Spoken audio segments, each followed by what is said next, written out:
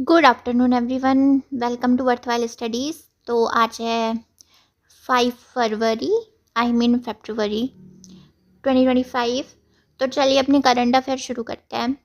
और अपॉइंटमेंट्स वाली वीडियो ना आ गई है, तो उसको जाके देख लो। ये पूरी एक प्लेलिस्ट में होगी वो, और प्लेलिस्ट में और भी वीडियोस आएंगी, तो उनको भी उनके लिए अपडेट रहना हो तो बेल आइकन दबा दो और वो वीडियोस भी देख लेना, ठीक है। तो आज इम्पोर्टेंट डेज नहीं है पर इम्पोर्टेंट वीक है। तो 1 से 7 फरवरी तक क्या ऑब्जर्व किया जाता है? World Interfaith harmony Week. अब इंटरफेथ हार्मनी वीक का मतलब क्या है? इंटरफेथ हार्मनी की जो अलग अलग कम्युनिटी के लोग हैं ना, अलग अलग फेथ रखने वाले लोग हैं, तो वो प्यार से मिलकर रह सके, हार्मनी से रह सके। तो उसके लिए ये वीक डेडिकेटेड है। इसकी शुरुआत किसने की थी? King Abdullah second of Jordan ने इसकी शुरुआत की थी। कहाँ पे? यूनाइटेड नेशंस में इन 2010। ठीक है। ये किसको प्रमोट करता है? Cultural peace and non violence को प्रमोट करता है। और अक्टूबर 2010 में ये यूनाइटेड नेशंस ने अडॉप्ट कर लिया था। तो फरवरी के पहले वीक को ये ऑब्जर्व किया जाता है हर साल, ईच ईयर। आगे चलें तो गेम से है न्यूज़, स्पोर्ट्स से न्यूज़ है। शराची ड्रा Bengal tigers win men's hockey India league 2024। ये कहाँ हो रही थी? रोरकेला उड़ीसा में हो रही थी। 6th men's hockey India league Birsa Munda hockey stadium में, ठीक है। और तो शराची रार बंगाल टाइगर्स जीत चुके हैं, किसको बीट करके? हैदराबाद तूफान्स को बीट करके। ओके, आगे चलें। अब है ट्रेविस हेड क्लिंचेस मेडन अलान border medal at 2025 Australian cricket awards. Okay, तो जो ट्रेविस हेड है, तो उन्होंने ये प्रेस्टिजियस जो टाइटल है, ये प्रेस्टिजियस अवार्ड जीत चुके हैं, ये एलन बॉर्डर मेडल। तो ये ऑस्ट्रेलिया के top men's cricketer, as a top man, Australia के टॉप मेंस क्रिकेटर एज उन्होंने ये जो प्रेस्टिजियस टाइटल है ये जीता है, ठीक है। और ऑलराउंडर एनाबेल सुदरलैंड है, तो इन्होंने सिक्योर किया है Belinda Clarke medal at the Australian cricket awards. आगे चलें तो WhatsApp based Mana Mitra to offer 161 government services in Andhra Pradesh. तो आंध्र प्रदेश ने ना, आंध्र प्रदेश की जो स्टेट गवर्नमेंट है उसने अभी एक WhatsApp number, official WhatsApp number एक अलॉट किया है, एक जारी किया है गवर्नेंस को ना बढ़ाने के लिए, गवर्नेंस को प्रमोट करने के लिए। तो इसका टाइटल, इसको नाम क्या दिया गया है? मन मित्र, ठीक है। तो इसमें क्या है? इसमें ना 161 पब्लिक सर्विसेज दी जाएंगी, ताकि जो लोग हैं, आम लोग हैं, आम जनता है, तो उन तक सर्विसेज की, जो गवर्नमेंट द्वारा प्रोवाइड सर्विस हैं या स्कीम्स हैं, तो उनकी सब जो है वो जानकारी मिलेगी, ठीक है। और इसके सेकंड फेज जो आएगा ना, तो उसमें 360 सर्विसेज अनेबल कर दी जाएंगी। ओके, आगे चले तो Barmer district introduces my NREGA app for employment efficiency. अब बारमेर डिस्ट्रिक्ट कहाँ का है? राजस्थान का है। तो याद रखना, एक माई नरेगा ऐप इन्होंने इंट्रोड्यूस करा है। किसके अंडर? ये मनरेगा स्कीम प्रोसेस के अंडर ये ऐप आया है। किसके लिए? एम्प्लॉयमेंट एफिशिएंसी बढ़ाने के लिए, कि मतलब जिन लोगों के पास एम्प्लॉयमेंट नहीं है, तो वे इस ऐप पे जाके अपना जो काम धंधा है तो वो ढूंढ सके। एज अ मतलब एम्प्लॉयमेंट की इंफॉर्मेशन ये प्रोवाइड करेगा, ठीक है। तो बस यही है इसमें, बाकी तो यही है कि इसका एम है एम्प्लॉयमेंट डिमांड प्रोसेस फॉर मनरेगा workers, allowing them to apply from the comfort of their homes, की घर पे बैठे वो ऐप पे जाके अपना एम्प्लॉयमेंट देख सके अपने लिए। आगे चले, अब है कर्नाटका गवर्नर लॉन्च किया है ब्राइल एनेबल्ड इंडियन कॉन्स्टिट्यूशन। तो ये अच्छी बात है। अब ब्राइल क्या होती है? लैंग्वेज होती है एक, मतलब हैंड साइन होता है ना वो। तो ब्राइल लैंग्वेज होती है किसके लिए? जो सुन नहीं सकते उनके लिए, जैसे हाथों से करते हैं ना, वो हैंड लैंग्वेज होती है। तो वो अब तो इन्होंने क्या करा है, कर्नाटका गवर्नर थावरचंद गहलोत ने लॉन्च करा है ब्राइल वर्जन ऑफ इंडियन कॉन्स्टिट्यूशन। अब जो बच्चे, जो लोग सुन नहीं सकते, तो वो भी हमारे इंडियन कॉन्स्टिट्यूशन को समझ पाएंगे, जान पाएंगे, क्योंकि ये ब्राइल वर्जन भी आ गया है इस कॉन्स्टिट्यूशन का। ठीक है, तो आगे चले, judicial commission visits Mahakumbh stampede spot.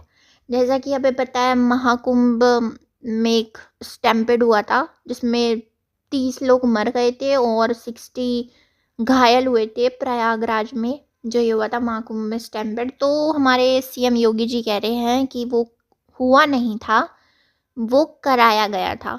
तो अब उसके लिए एक जुडिशियल कमीशन की मीटिंग जो है, नॉट मीटिंग बट एक कमीशन जो है वो सेटअप करा गया है।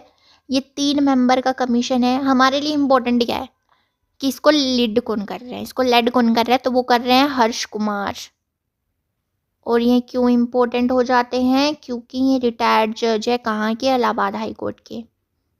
हमें बस ये ध्यान रखना है, इस जो कमीशन है जुडिशियल कमीशन, इसको लीड कर रहे हैं हर्ष कुमार।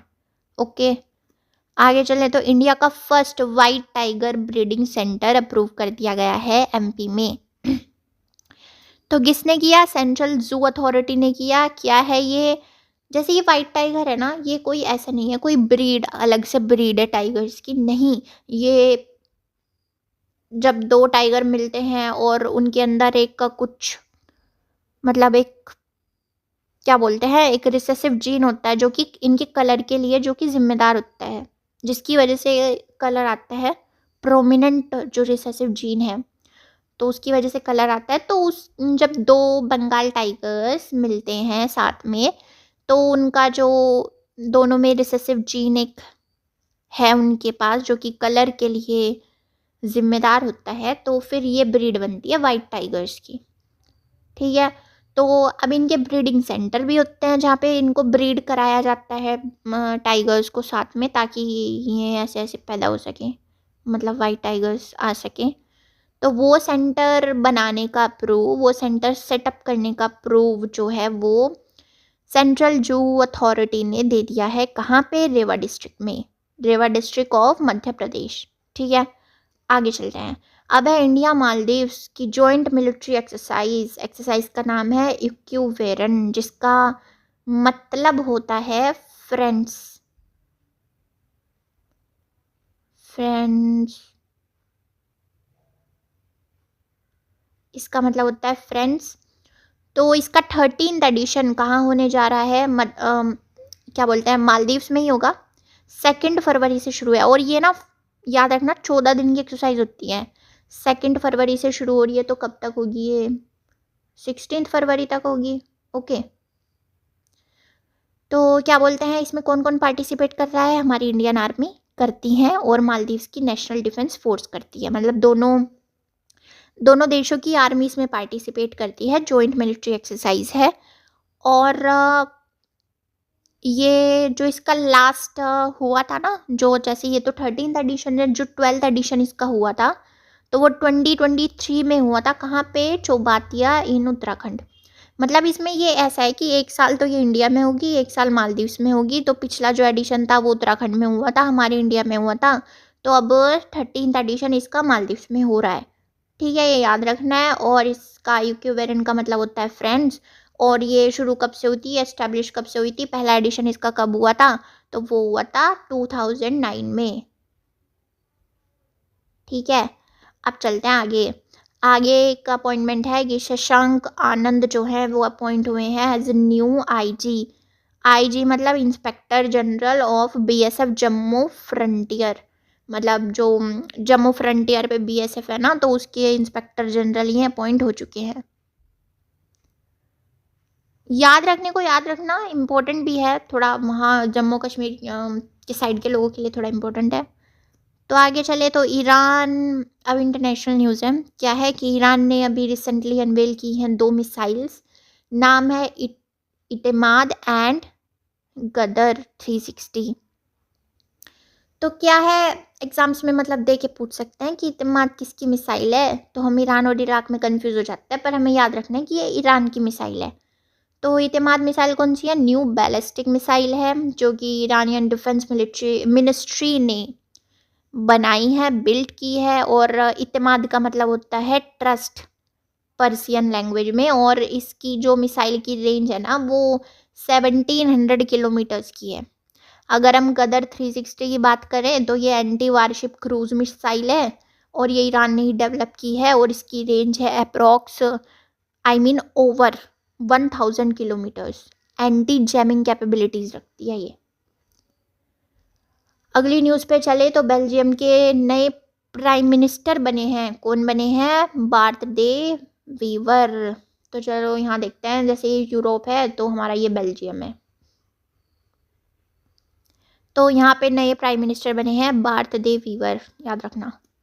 आगे चले तो economic community of West African states, ये इकोवास एक ग्रुप है किसका, वेस्ट अफ्रीकन स्टेट्स का। तो यहाँ से अभी न्यूज़ आई है कि 3 जो कंट्री हैं उन्होंने यहाँ से एग्जिट कर लिया है, कौन कौन, माली, बुर्किना फासो और नाइगर। ये ना एक रीजनल ग्रुप है किसका, 15 वेस्ट अफ्रीकन कंट्रीज़ का।